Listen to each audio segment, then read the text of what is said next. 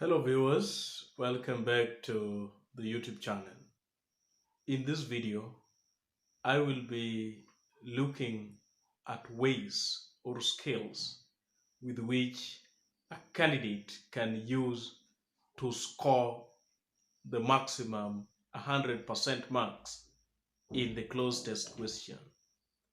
And put into context, this closed test question forms part of paper 1 English, and it accounts for the 10 marks that adds to the 60 marks tally total in paper 1.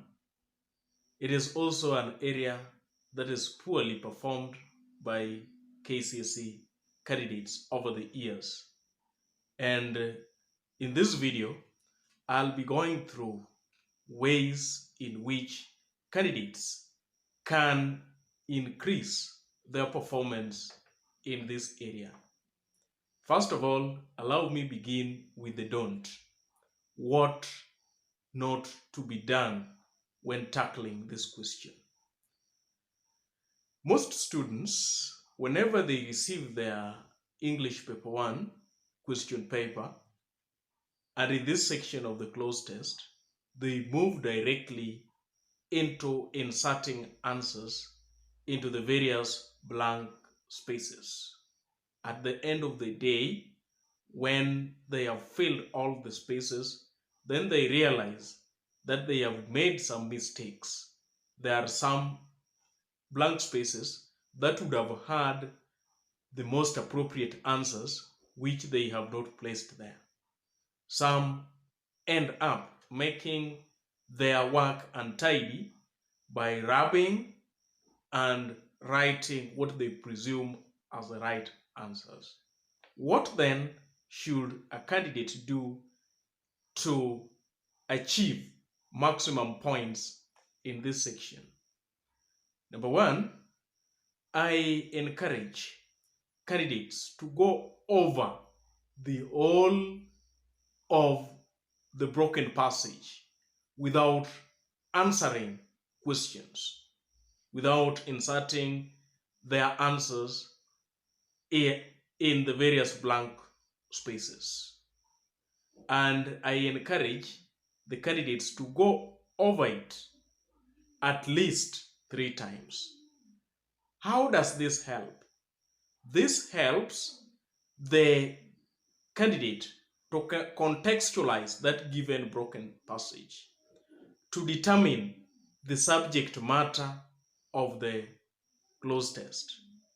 Always, each and every closed test has a subject matter, and the subject matter in this case is what the closed test is all about. Determining the appropriate words to insert at the various blank spaces will depend on whether the candidate has understood what the closed test is talking about or not. And just for information, I would want to state that most of the closed tests talk about emerging issues.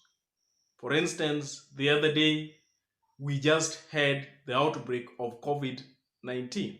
So the closed test could be maybe about the COVID-19 preventive measures, the control, and so on.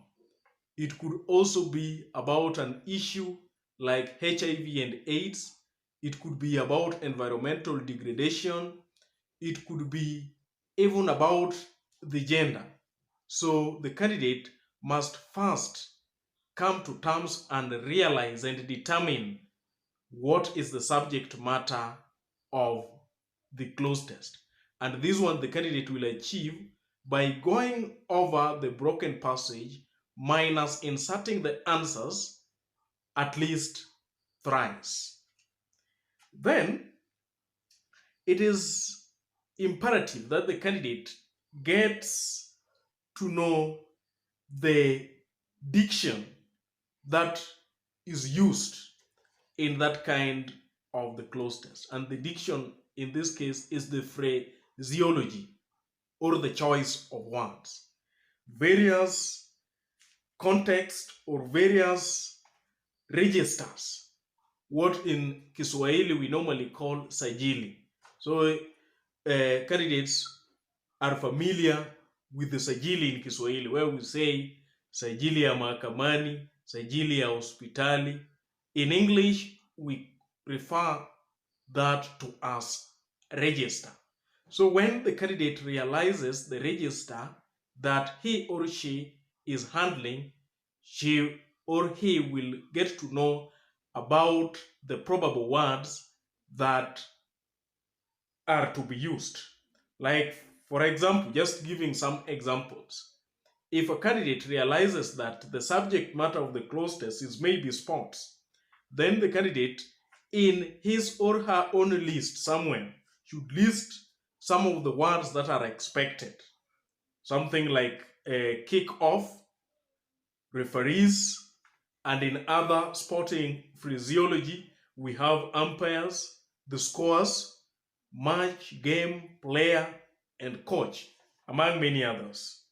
Again, when we are talking about, let's say, the CBC, that is the competency-based curriculum, the probable words would be words like education, design, curriculum, syllabus, and implementation. What else does it benefit a candidate when he reads the whole broken passage minus giving the answers? There are some answers that could be inserted in the blank spaces, and they could be inferred, or the idea could be from the other parts of the passage. Like, for instance, if suppose we have this Cloze test, which begins, the competency-based curriculum has been piloted in several schools in Kenya. Then it continues, the dash, and it continues. So in such a case, the competency-based curriculum, which has been used in the sentence 1, could lead the candidate to argue that the blank space there, we should have the curriculum, because we talked about the competency-based curriculum.